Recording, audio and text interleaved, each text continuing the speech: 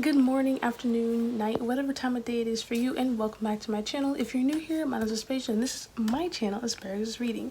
If you haven't already seen the title or the thumbnail, today's video is going to be my Disney Channel Games Readathon Wrap Up. I typically don't do separate wrap-ups from my regular wrap-ups, but I can still get points if I do that, so we're doing it. In this video, I'm going to be talking about the 5 books that I read, my original TBR and what it ended up being, my thoughts on the readathon, my stats and whatnot. If you do not really care to hear everything, you just want to hear about the books, I will leave timestamps down below. So with that being said, let's get started. If you don't already know what the Disney Channel Games Readathon is, it is a readathon that was hosted from December 6th to the 20th by, I want to say, 8 hosts, I believe 2 for each team, and there are 4 teams, red, yellow, green, blue, and it was basically a readathon created around the Disney Channel Games thing that happened, I think, every other summer on Disney Channel way back in, our childhood. And they gave us 5 prompts. Each prompt lasted for 3 days. You had to read that book in those 3 days and do the extra challenge if you wanted to in those 3 days to get points. And you could vlog, you could do TikTok, you don't have to vlog, you could post on Discord, Twitter, Instagram. I think there's another one. I don't remember. Did I say TikTok? I think I said TikTok. And the activities were additional, so you could do them if you wanted to. Those are also points. If you've been paying attention to my previous videos, I have done a vlog for each challenge. I was gonna switch over to daily vlogs, and then I would forget. I'd be like, oh yeah, daily vlog, and then it'd be a day later, and I'm like, oh, I was supposed to edit that, get that up, or the clip ended up being like 2 minutes, and I was like, ain't nobody want to see a 2-minute vlog. So I'm just doing 5 vlogs. However, if you'd like to see daily vlogs, check out Morgan's Chaotic World channel. They have been doing daily vlogs, and it has been amazing. So if you want to see some of those, head over there. Let's talk about the books. So again, you're supposed to read 5 books. So here's my original TBR. I surprisingly stuck to it, except one book. I read Six of Crows and I ended up really loving it, and so I did a poll on Instagram asking whether or not I should continue with my original TBR or just go ahead and read Six of Crows sequel, Crooked Kingdom. And unsurprisingly, Crooked Kingdom won, and so I read Crooked Kingdom instead of, I believe, A Blade So Black, and I'm quite happy with that choice because the 2 of those books back to back was a ride. A giant crazy roller coaster of emotions. I am now obsessed. I completely understand why everyone else loves it. I am into the fandom. I'm all about it. I need to catch up though, because I do believe there's a Shadow and Bone show coming out in April. Is it April? And that is based on the Grishaverse trilogy, and I only read the duology, so I need to catch up. Plus, there's another series following Nikolai. I don't know who that is, but apparently he's in this world as well. I think there's 2 other books that has to do with Grishaverse. Look, I'm behind. I'm getting there. I think I like the Grishaverse more than I like the Shadowhunter universe, so there's that. So the first book I read was 6 Goodbyes We Never Said for the Alphabet Goop. So basically for Alphabet Goop, you had to randomize a letter and read a book that started with that letter, or the author started with letter. And I got S. And so I decided to do 6 Goodbyes We Never Said, which has S twice. This is an arc that I received last year but never read, so I decided to finally read it this time. Ooh, there we go. Okay, so as you can see, I'm struggling. I did a lot of annotations for this, and I think this was the shortest of the 5, and this was the most, well, was this the most emotional? I think this got the most sad emotions out of me, out of the 5, but I did get a lot of emotions in general. This was a book following 2 characters, Dew and Naima. Both are teenagers who are dealing with their own mental and physical health, and also trying to heal after losing a parent, dealing with that grief. And I thought it was just a very emotional story. I was really struggling. I was trying not to cry, and then I hit a certain point and it was just downhill from there. I ended up giving this, I think, 3.5 stars, just because I felt like there could have been a little bit more to it, maybe a bit more development of the plots, maybe a little bit more of the characters. Also towards the end, I felt like it kind of just went from the characters going in this slow, steady process, and then all of a sudden, woo, we're perfect, we're fine, happy ending. And it was like, could have had a little more gradual, you know, incline there, but you know, that's fine, whatever. And it was very character based, very character based. And so I feel like the whole plot didn't really do much. So I wanted to clarify something just before we continue with this review. I think the clip that I originally had said that there wasn't any romance, but I did go back and check. I want to make sure that I got this correct. The male main character did have a pretty huge crush on the female character, but they made it very clear that that relationship was not going to happen because the female character was not interested, and they became friends. Ever since that point, or from that point on, to me, it felt like a very platonic, friendly relationship with occasional, like, you know, boy has a crush on a girl kind of thing. However, when he realized that that was not going to happen, he ended up moving on to something different, and that was really when the whole relationship between all the characters got really confusing for me. Like, but the guy character, Do, he has is there a relationship? I don't even know what to call it.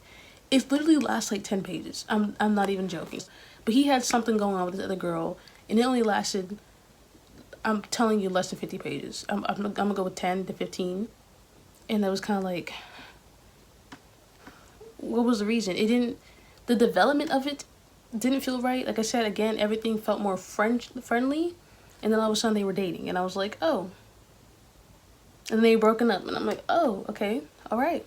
So I would say keep that in mind. If you're hoping for some romance, not really gonna get that. And then if you're hoping for more friendship, you get it, but also don't. It's very confusing. I can see what she was going for, but I think you need to be a little more, tweaked a little bit more. And then the second book I read for Simon Says is Six of Crows. Simon Says basically read a book that has been recommended to you many times by a friend, by a family, booktubers, etc., or read a book recommended by a host. Six of Crows has been recommended by everyone and their mama and their grandmama and their grandchild. So it's been sitting on my shelf forever, and I was like, you know what? Let's just read it. Let's hurry up and read it. Just read it. Y'all, if you can see all my tabs, I'm obsessed. There's a whole lot of pink and purple in here, which means I'm basically obsessed. And there's a whole lot of blue and green, which is, I think, quotes and sad things, because, you know, like, I'm obsessed with the characters. I don't want things happening to them, but things are happening. Miss Lieber, do go! She was doing things. She was really doing things. Wow. This is a masterpiece within 500 pages. Like, this, amazing. Like I said earlier, I honestly think I might like the Grishaverse universe, like, better than the Shadowhunters universe. Because, wow, like, this was great. I think it's just because I like villains, and they're all villains going on this lovely journey, this lovely mission to do this crazy heist. I don't even know what more to say. I think I've talked about it so much in, like, my past 5 vlogs, TikToks, Instagram, Twitter. So I think y'all are probably tired of me talking about it, but this is amazing. I ended up reading Cookie King.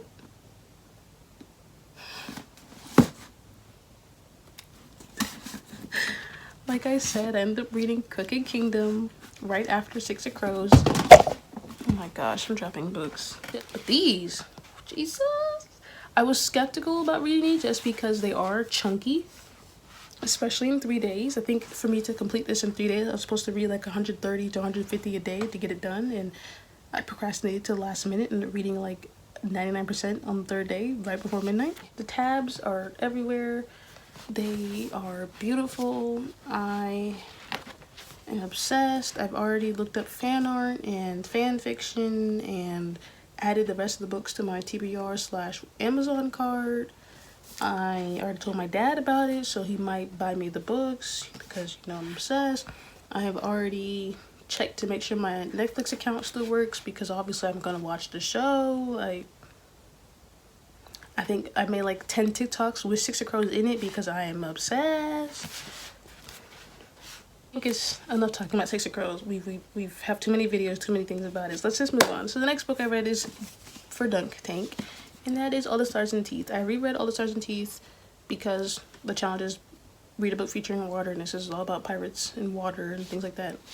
Book 2 comes out in 2021. Wow, almost at 2020. 2021. And I wanted to make sure that I remembered as much as I can about this, like the magic system, the characters, like the relationships, who's not alive, might be alive, any plot holes or anything that wasn't resolved, things like that, before going to book 2, just because this does have a lot of explanation paragraphs describing the magic system, and so I wanted to make sure I remember those things, especially because towards the end there's a good chunk of the book, I would say, not a good chunk, but like a good chapter or two where a lot of things are revealed and explained about the magic history and also one of the characters' family history. And so I wanted to make sure that that was like fresh, clear in my mind, so like there was no questions, no doubting, no hesitation, or nothing when I read book 2. Have I read book 2 yet? No. I do have the arc for it from NetGalley and from with Macmillan Children's and whatnot. I don't know if I'm gonna read that this month, to be honest. I do have a couple other videos that I need to do, so this probably will be, well, the sequel will probably be held off to next year. And if I feel like I need to remember these things, I'm probably going to read this book again. I think I end up giving this 5 stars again. However, I do think I'll lower my rating for the second time around to 4.5. That's because I did notice some things that weren't great or things I was really confused about. Again, more thoughts in my Goodreads review and my vlog. And the last book I read, Not Even Bones. This is from my buddy Reed. With my friend, we were trying to read this trilogy because we were reading it on Webtoon. Webtoon does have the first book as the first season. I do believe the second season starts in January, mid-January. Can't remember the exact date, but I know it's in January. I think I said this in my vlog. If you do not want to read the entire book or the entire trilogy, I would suggest reading the Webtoon. Like I said, only book 1, aka season 1, is out on Webtoon, so check that out. The Webtoon is basically this, almost word for word, or at least not. Okay, I can't be word for word; it'd be too long. I want to say they took each chapter of this and made it a chapter on Webtoon, which I think is smart.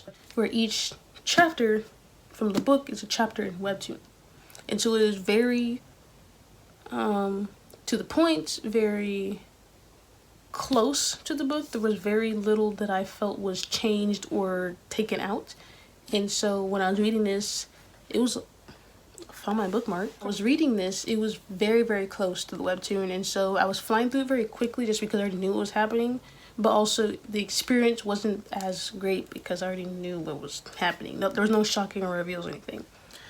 I would suggest trying out the Webtoon just because this book can be a little gory and a little gross at times, and so if you're not sure if you really want to read the descriptions of that, I feel like look at the Webtoon, because it's just like quick little pictures that you could like scroll through real quick, and then if you're still interested, then pick up the book. So this follows a girl named Nita who works with her mom. Her mom basically brings home dead bodies of these monsters and creatures, unnatural type beings, and Nita is tasked to dissect them, cut them up, clean them up, package them, and her mom will take the packaged body parts and sell them online for some money. And then one day her mom brings home this live person. They don't know what his powers are or why people want him, but they want him and they want him bad. She's not really a fan of that. Like, why are we doing live people now? What happened to bodies? Dead. And she doesn't like it because now that he's alive, it's a lot easier for her to get attached and, you know, get to know him and care. But she does, and she ends up releasing him and helping him escape. And her mom is not happy. Her mom is pissed. And within like hours, Nita is attacked, kidnapped, and taken to this place where she is in a cage with other unnaturals, and she has no idea what's going on. And basically that's where the rest of the book goes. This was a trip. It was a trip. Like, there was moments I'm like, ooh, y'all really just y'all nasty. Other moments I was like, oh my god, get it. This was a trip. Definitely something that I don't want to read at night anymore because I woke up and I was concerned that I was missing limbs. So keep that in mind if you're not a fan of that. For me to read this and be concerned that I'm missing a limb makes me concerned about reading a thrillers for a video because your girl's not going to sleep. Yep, so these were all the books that I read for this readathon. Surprisingly, I successfully completed a readathon and I successfully read books on my TBR. Except one. It was switched out, but it was fine. Like, I'm really proud of myself for really pushing myself. I'm gonna be honest, I struggled. But I did it. And I annotated 4 out of 5. The 5th one I couldn't annotate because it's not mine. It's a library book. Now, let's talk about my thoughts and stats. I really enjoyed this readathon. I really like Disney, and so I was really excited to hop into this. I really liked that there was that competitive side and that time limit. I feel like it really pushed me to want to read more and to really complete to complete the challenges. I also really like that we had group chats for each team. One through for my team we had one through Instagram because people use Instagram on Discord, and we also had one through Discord where we talked. And I just like that not only were we able to talk to our team, we also talked to the other team members during like general chat and the buddy read chats. So I felt like we were constantly talking about something that's going on. And on Instagram you could see so many updates of people, what they were up to. You could see all the different activities they were doing, like egg challenge. People were baking, making skits, frying eggs, eating eggs, drawing on the eggs, like tie-dye type stuff. So I really like that aspect where everyone could interpret it differently. And I don't know, I had fun. So my stats, I read 5 books, like I said. Each of them took 3 days to read. I think, yeah, they all took 3 days. I believe I read a total of like 2,110 pages, something like that. I'm hoping that they do another round, like a part 2 with different challenges. Who knows? If they are, let me know because you know I'm signing up. I believe my total points is like, I know I was 54 last night, and then I finished my book, which is 59. Then I uploaded a video, which is 62.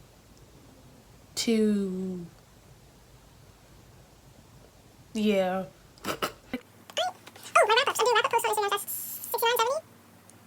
I'm gonna say I'm between 65 and 75. I don't even know, but if I can get that official count, I'll probably put it in the comments, or one of the hosts might put in the comments if they watch this. But if you're interested in watching any of my Disney Channel games vlogs, I'll put the playlist up here and in the description. There's like a big giant playlist of all videos, so if I can find that, I'll link that down below.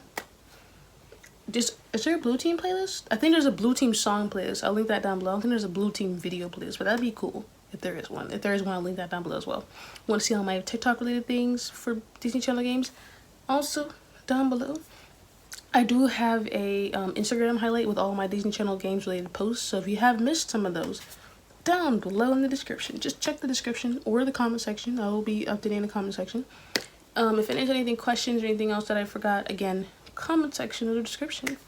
Thank you guys so much for watching, and I'll see you in the next one. What is this? What is this? I don't even know what this is.